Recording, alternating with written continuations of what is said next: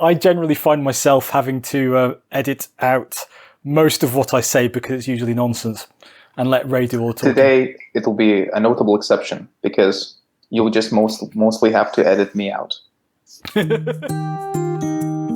Hi, I'm Jock. Hey, I'm Ray.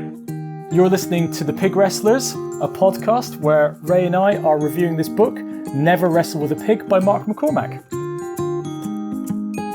Hi, my name is Stan. I'm founder of GiveVision. So the biggest thing I'm passionate about is figuring out how we can use technology to shift away from the healthcare model where you go to the clinic when you're ill to a predictive sort of model where technology can tell you should go to the clinic now because in a few years' time or a few months or a few days, you might have a stroke or something else is wrong with you. And this is what excites me the most, is applying wearable technology to predict and in that way save lives and make healthcare more accessible and more impactful, I suppose. Before I introduce Stan, Stan, tell us again why you chose this background. Well, it fits my inner child, and I needed to go back to school and just have a little bit more knowledge in my life. Just I feel better here. And I love that Stan delivers all that with a straight face. It goes to the deepest of British values of not taking yourself seriously, I suppose. Because that is the highest of British values. As an immigrant, that's what I learned here. I'm gonna recommend that to my kids' school. Where's that on the British values? Yeah, don't take yourself too seriously. I think that's a really important lesson. So Stan and his co-founders at GiveVision started out playing with Google Glass when it came out. And so they built some stuff and they came across a blind developer.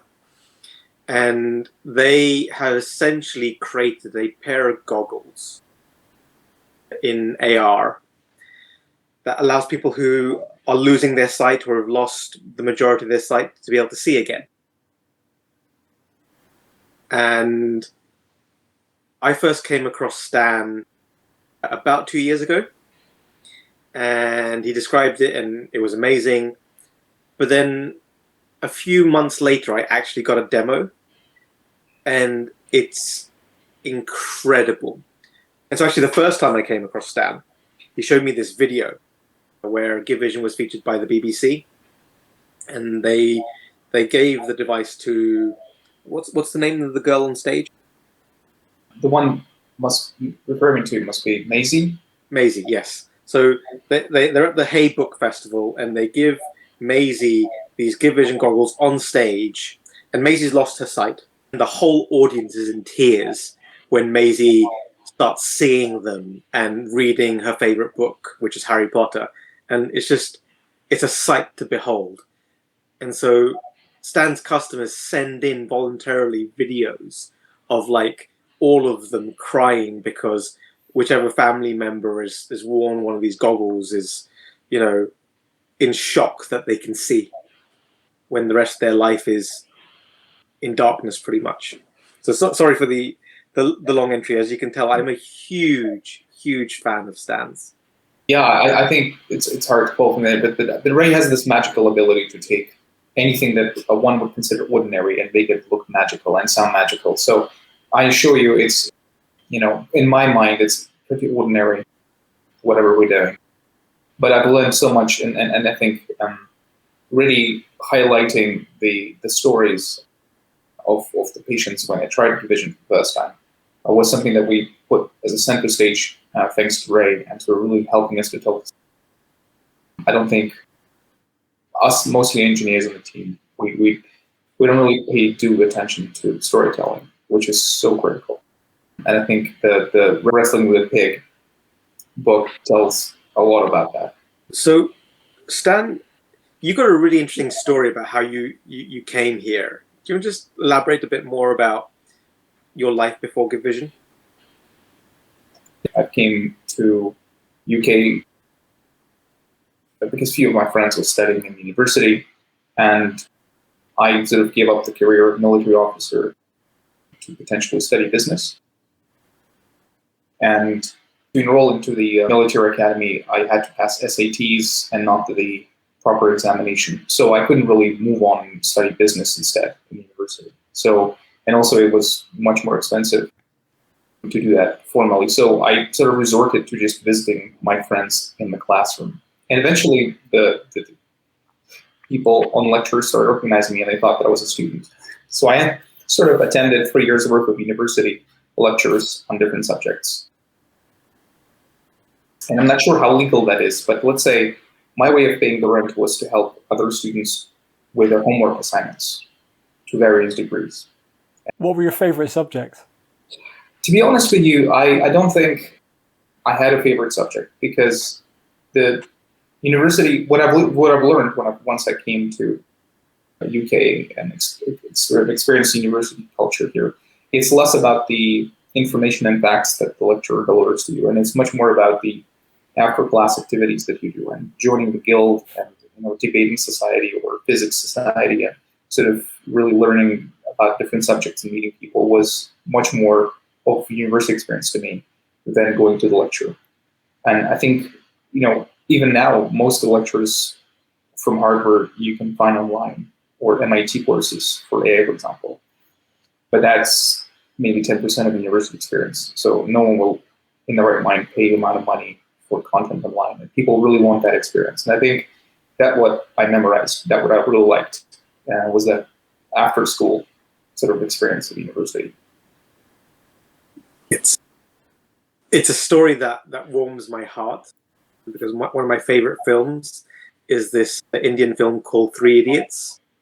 And so the protagonist tells the porter, who's a kid, saying you don't need fees to go to university, to go to college. You just need the uniform. And if you get caught, just put on a different uniform and go somewhere else. But if you want to study, you should study. You shouldn't let fees get in the way. I think this is really interesting. I hope that if anyone asked me, do I think the degree that my classmates were receiving at the time is worth 30 or 40 grand, I'm not sure about the United States. But in that particular university, I'm not sure it's good value for money.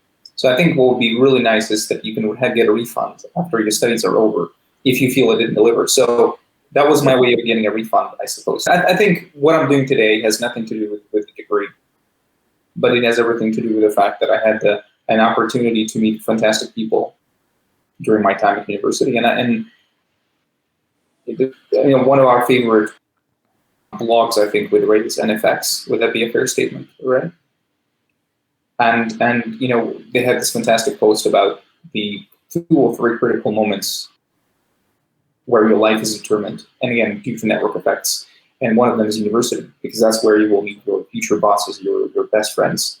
And yeah, I think that is priceless. And I think that's one of the most important decisions in life is where to go to university, but not what to study. Yeah. Well, I wholeheartedly support that, given my completely irrelevant degree in classics. No, it's not irrelevant. It's largely irrelevant. I mean, okay, so university teaches you to think, hopefully. Right. It teaches you to articulate yourself in maybe a way that you wouldn't necessarily have had a chance to prior to that at school. But as you say, I think absolutely the after school stuff, the networking, the people you meet, the friends you make, the experiences you have, absolutely, I think, are what make university so good. Where did you study classics, Jock? Cambridge. It's a huge advantage, right? Because you basically you have this self-fulfilling prophecy of you are going to mix with people who are going to overachieve. That's true. I did spend a lot of time looking at people and thinking, I really shouldn't be here. I mean, it's not even imposter syndrome. It's like just on a purely factual basis. You go from what you're studying in school and you think, yeah, I'm pretty good at it. I'm pretty clever. I'm pretty good. You turn up at Cambridge and suddenly everyone's not only 10 times better at you than your subject, but are also kind of either world-class violinists or they've already written and published 3 books and it's like, I'm just so out of my depth here. What am I doing here? And the nice thing is you kind of fall in with a bunch of people who feel exactly the same way. And the solution was just to go and get drunk and then you feel better about yourself a bit. I'm just trying to Google here. If you're studying classics at university, what is it that you're actually studying? Classics is one of those subjects that allows you to study pretty much every modern day humanities topic, but within the context of the ancient world. So you could study philosophy, but specifically around kind of ancient philosophers like, Plato, Socrates, Aristotle. You can study sculpture, you could study art, you could study ancient history, you could study politics. That's before you even get into the pure literary appreciation, whether it's poetry or drama or prose. So there's this kind of entire world that you can dig into. So I ended up mainly kind of focusing on philosophy because I happened to quite like the way it was teaching me to think and to be more logical. And kind of alongside that, in terms of the extracurricular activities, I randomly got drawn into a bunch of people who were experimenting with this new operating system called Linux. And gradually got dragged into that world, and then it kind of went from there. I think the classics course sounds so interesting, much more interesting than business course, for sure. And I'm only now started to explore philosophy, right, as an interest, and then learning about, the influence of, you mentioned, classic philosophers and how they framed the way of Western thinking. Coming up with new words, new concepts is so important. Like most of our current thinking models were invented by those guys. Is phenomenal. But what's actually I wanted to point out about university, which I think is really important, and sometimes they do it well, sometimes I lack that in people that I interview for jobs, is it teaches you to express your thoughts or your arguments on paper. And sadly, I see fewer and fewer people capable of expressing their thinking on paper. And for me, the hallmark of an intelligent human being is their ability to express their ideas succinctly and convincingly on paper. And I think people who can do that well are absolutely lethal. There's nothing that can stop them. They can make an argument. If you can make an argument on paper, you can make an argument verbally as well, and persuade people very effectively. And I think that's one skill that's, first of all, it's transferable, but secondly, it's just so hard to find people that can explain themselves on paper and describe something. I mean, Stan is definitely lethal with a grant application. So just to say, we've benefited massively with public funding. So a lot of what we've developed was thanks to taxpayers, thanks to honestly spending taxpayers' money to invent stuff. So one of the promises that we've made internally is that, once we float the company or we are, financially successful, we're going to give away as much of the patents or devices as we can to the public in Britain. Not because we're nice people or want a knighthood, but because that would be a fair return on investment for taxpayers' money given to grants. And I'd like to see more of that, because a lot of the time we say, oh, look at that entrepreneur, they built something. They've built, like in the iPhone, there are like 30 Nobel Prize winning physics inventions that were paid by public. And very little of it actually went into the public good, in form of taxes. So I think that's one of the things in terms of grants. But for sure, learning to write grant applications forced me to write a lot. Like last week, I had to write 24,000 words in a space of a week. That's a lot. That's a quarter of a book, maybe 20% of the book. And that after doing that for 5 years, you get better at this. But obviously, it did translate to writing other stuff convincingly and succinctly. I don't want people to write grants, but I would love to see more people being able to write an email and I understand what is it they want from me, or just why. That's really missing these days, I would say. Who's the last person that wanted something from you? You emailed me and asked me to join this podcast, but you have a way of asking for things well, and they're very hard to see. As you probably learn now, Jock, Ray has a way of getting his way. He doesn't need to push so hard. He's got very good suggestions, and it's kind of like, yeah, I should really be doing that. You're a co-founder of GiveVision, and presumably you have now a great many people working with you and for you. What are the hallmarks of good communication with your organization? How do you know it's working? How do you know people are communicating well? Great question. Well, first correction, if I may, we're still a very small team, and that saves me. When you have a small team, you can get away with poor communication without massive consequences, right? So I'm lucky that we're less than 10 people right now. But if I was to sort of imagine myself, like with a large organization, like, well, how do we know that communication is working well? I think that with good communication, people arrive at decisions without you telling them what to do, because they are aware of all the key facts that go into the decision making. So a lot of the times you can listen to people and thinking, what are you doing? But I think that's not because their ability to make the right decision is impeded. It's that they're not aware of all the facts that would lead you inevitably to a conclusion, which is, okay, this is the only right way or one of the few right ways to do things. So I think effective communication is when people have access, or not necessarily access, but the important considerations were communicated to them. So now they can make it. And 9 times out of 10, that's what I see as the biggest problem. One of the things that Ray and I have been particularly enjoying recently was an interview that Harry Stebbings did on the 20-Minute VC with Daniel Ek from Spotify, founder of Spotify.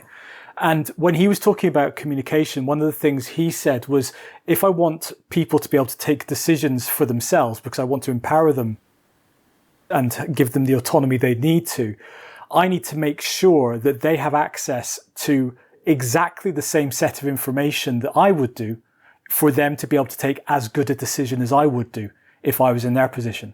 So in other words, it's about kind of equality of access to the information rather than maybe it all being hoarded up near the top of the organization.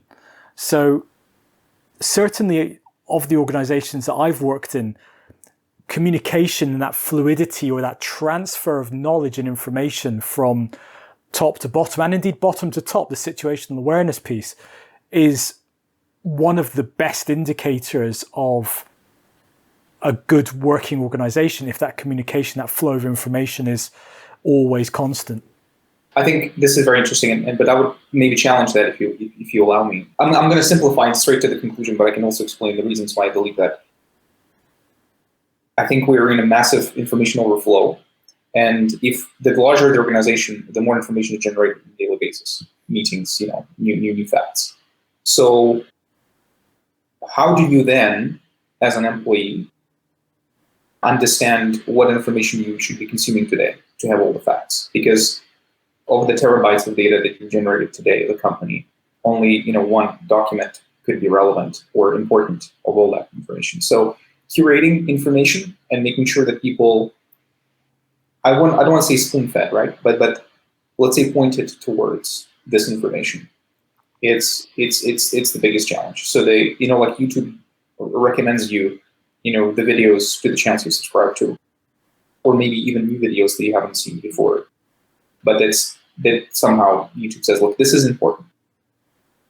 That is what I think is the key communication innovation that we need today in organizations. I think it's funny because it's not innovation. Like back in the day, we had the waterfall sort of pyramid structures where your boss tells you what you need to know. And in the military, that's very efficient because you will only know what you need to know. And there's never confusion of where you need to source your information. But with startups where there's so much back and forth, as you said, that you also feeding information back to the top, it's so much harder. Yeah, and I think that's a real challenge, and it will be intensifying as we go forward. So that's made me think about this story about the invention of the Post-it note. So the guy who came up with the glue at 3M that ultimately led to the Post-it note, he was like doing internal lectures on what he'd created. And so they had this opportunity to freely talk about what they were doing with other parts of the business. And so people could attend these lectures. And he was doing this for 3 years until somebody used that glue, stuck it onto the back of a postcard, and then wrote on it and sent it to somebody else. And they go, this could be something. And without that ability to talk about and lecture on the thing that they were working on or had done, there couldn't have been that serendipity of bringing stuff together. If I may sort of, again, maybe throw a challenge, like I'm trying to create some sort of a disagreement here, so we can have a bit of a little debate. But here's another one. So I would argue that, good ideas is less than 10% that's necessary for a successful product. And for example, this idea could have been noticed, wow, that's a great idea, and never become a market hit. What do you think are the critical components of taking a good product idea, or even a working product, and making it a successful business or a successful product that everyone's using? I don't think there's a formula. I think it's just luck, isn't it? Luck and timing. There's certain aspects which I think are down to luck and timing, but I think there's an element of you can make your own luck, perhaps. I mean, I think it'd be interesting, because I think actually Ray and I may answer this quite differently. So I'd always come at it from the angle of, even if it's not a new idea, because just look at coffee shops. Clearly, lots of coffee shops can all thrive selling the same product, but they can survive amongst a crowded market by differentiation, and differentiation comes from a much better understanding, or more nuanced understanding of the needs of their customers. It could be the type of coffee they prefer, or the fact that maybe they want good cake with their coffee primarily, or even down to the fact that it might be that the location of the coffee shop is better situated on one side of a street than another in terms of footfall for the people traveling up and down the street, which is why you sometimes, I think, get Starbucks on opposite sides of the same street. If you can understand the specific problem that you're trying to solve, and then even if it's a relatively well-served problem, drilling into almost the micro segmentation of your users and find an underserved niche, a group of people who were saying, well, this is all very nice, but it's not quite fitting for me. And then being the provider that serves that particular niche better than anyone else is doing. That's how good products at least start to emerge. I think then you need to have things like good promotion, being in the right place at the right time, getting the right backers, getting all of that stuff to make sure that you can connect the resulting product with the people who need it in the first place, as well as good execution on building the thing. But if you can achieve that kind of magic state of getting all of those things to happen at the same time, then that's when I think you get real success. This reminded me of Ray's story that he told me very early on. He said, look, what is Cadbury selling is not chocolate or delicious taste. They're selling happiness. You walking around, you had a bad day, and you want just a little spark of something joyful and happy in your life. I suppose like a quick fix for your depression for 15 minutes to release you from pain. And that's such a deep analysis of what we're buying and sort of really knowing a customer. I think that's, and he has tons of these examples, but I think this is very powerful. And I think you're right. So sometimes when people think about new products, they think on a surface level. When they think about what GiveVision does, they think about, oh, you're giving people sight back. And that's a beautiful story, but that's not. And also, when people think, what's the problem that you're solving? Immediately people think, oh, you're solving blindness or sight loss. And that's not the problem. That's not our competitor. Our competitors typically are things that people need to do, maybe ride a bus. And our competitors is the next best coping strategy for them to achieve riding a bus, which could, be inefficient or slow or expensive. And that's such a deep insight. But just to counter your idea as well, or to challenge your idea, I suppose these days, a lot of the consumer choices are, I don't think they're rational in terms of people are thinking what they want and people just choosing from what they're being presented. So I'm not going to go, 5 miles extra for my favorite coffee shop if there's Starbucks with mediocre product next door meeting my needs. And also a lot of this is because of boredom rather than genuine need. We had this enormous economic growth after World War II, and everything was destroyed. And there was demand for everything because we didn't have things. And now we're in a completely new economy where people are overfilled with products and subscription offers. They don't really need anything. And now you're competing to push other things out.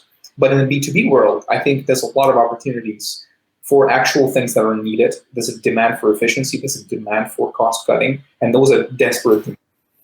I'm not even talking about climate change. But selling to B2B is much more complex.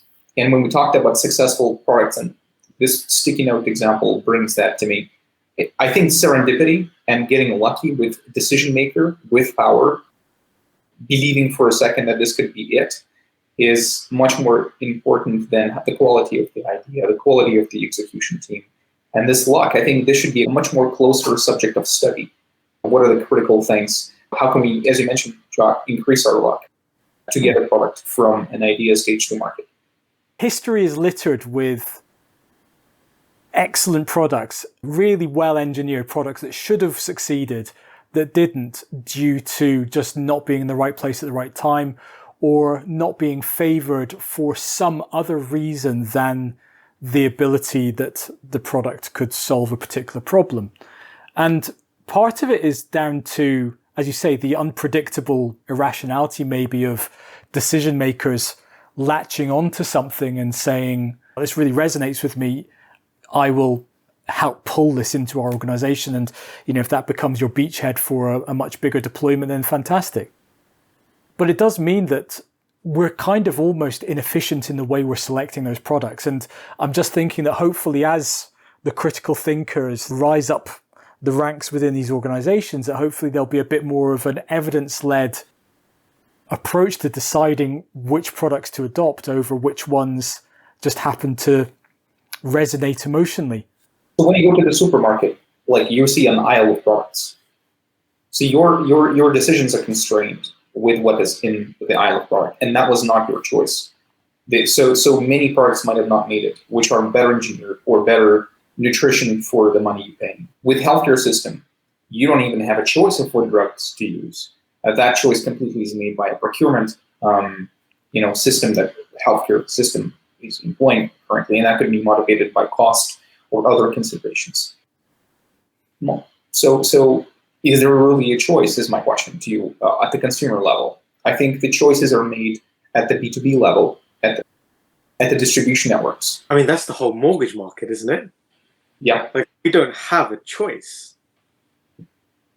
And the same with YouTube as well. You don't have a choice what to watch. You presented a very narrow choice of what the algorithm will be presenting you. Even when you go to vote, you think you may be choosing stuff. No, you're choosing from what you've been presented. So I would always argue that there is a choice. And I think users and customers will exercise that choice in interesting ways. So if the set of options you can choose from are constrained artificially, there's always the aspect of people can break out of that choice. They don't have to shop at that particular supermarket. They don't have to shop in a supermarket chain at all. They can exercise their choice to go without entirely. And that comes in particularly interestingly in government services, to which people are perfectly entitled to have and get access to, but because for some reason or other, the way of accessing that service is just so painstaking or difficult that they choose to go without that entitlement entirely over battling their way through some arcane process. And obviously that's being improved in various places as we go along. But nevertheless, there's always going to be situations where people will make the choice of saying, it is not worth my time and effort to get this thing at all. And so I'm going to choose to go without over making any choice at all. And even in the case of political votes and so on, sure, you're presented with a ballot paper with 4 or 5 candidates that none of which are necessarily lighting your fire. You can choose not to vote. But if your opinion is, I don't believe in any of these candidates, that is still an opinion. Have either of you seen... So what I should start by saying is I don't agree with Jock.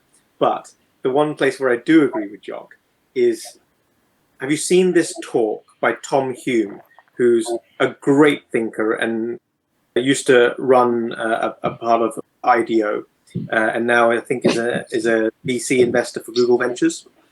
So the talk is entitled "What We Can Learn from Shortcuts." And so they were doing some project, and they looked at satellite imagery of like parks, and people didn't, when they built parks, they sort of just put the paths in, right? And they noticed that people weren't using the paths that they'd made for them. They were taking shortcuts. They were taking the path of least resistance.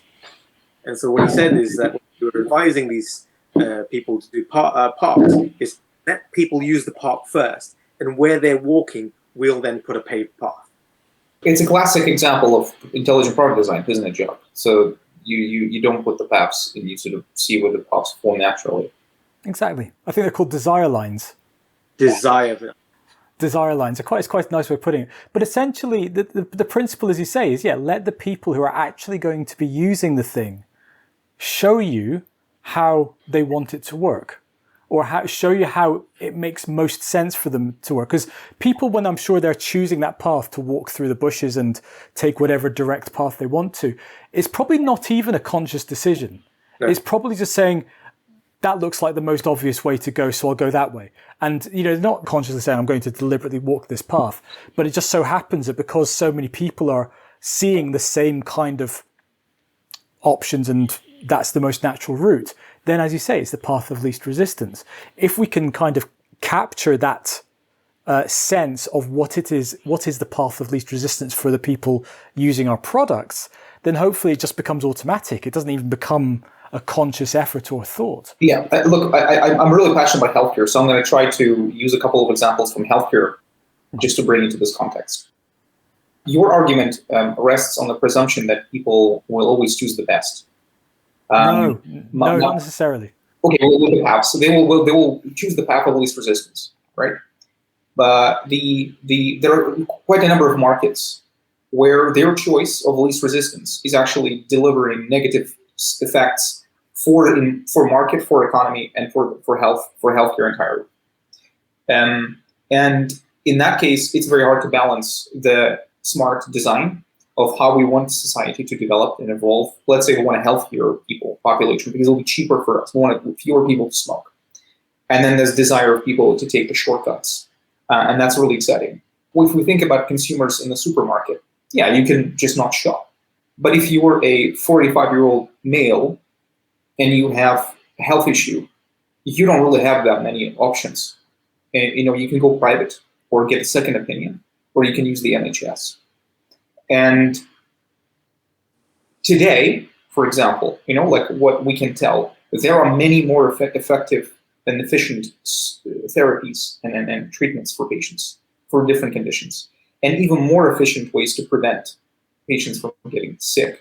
And I don't mean lifestyle interventions like quit smoking, quit drinking, eat healthy.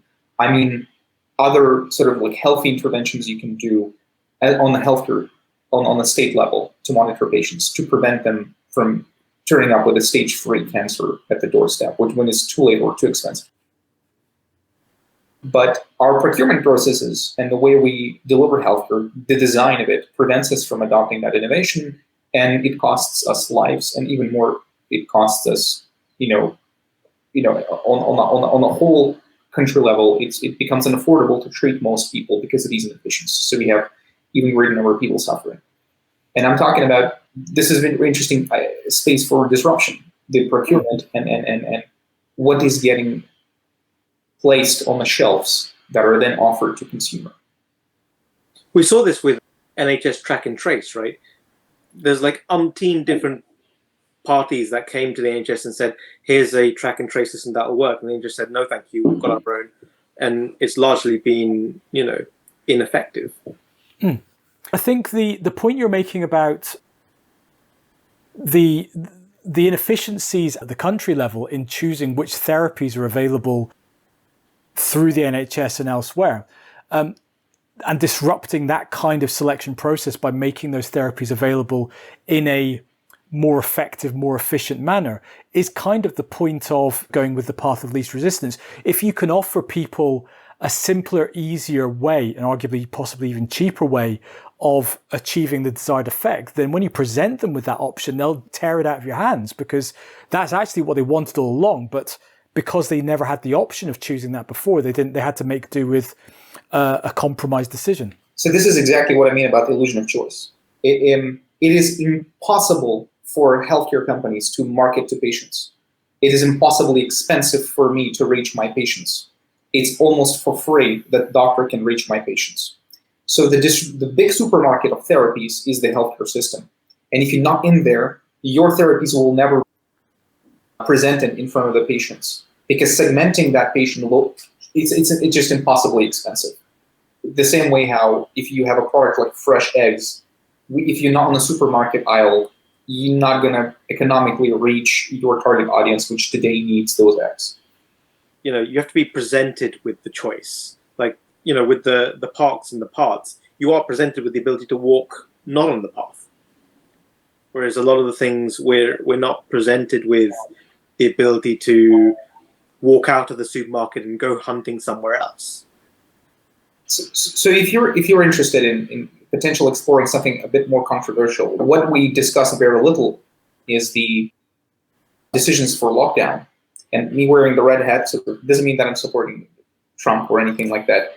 But there is still a study to be published that evaluates the quality of life impact of lockdowns on human beings. And politically, we've made a choice which was supported, and many people in this country don't imagine another way, that saving human lives is the most important thing, and every life matters equally. In a healthcare system, what I've learned working here for now like 10 years, we've actually made very calculated mathematical decisions about human life worth.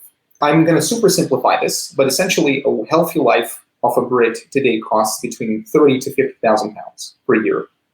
If because of this illness, you're barely moving, and you cannot enjoy the whatever life has to offer, and you need care and support.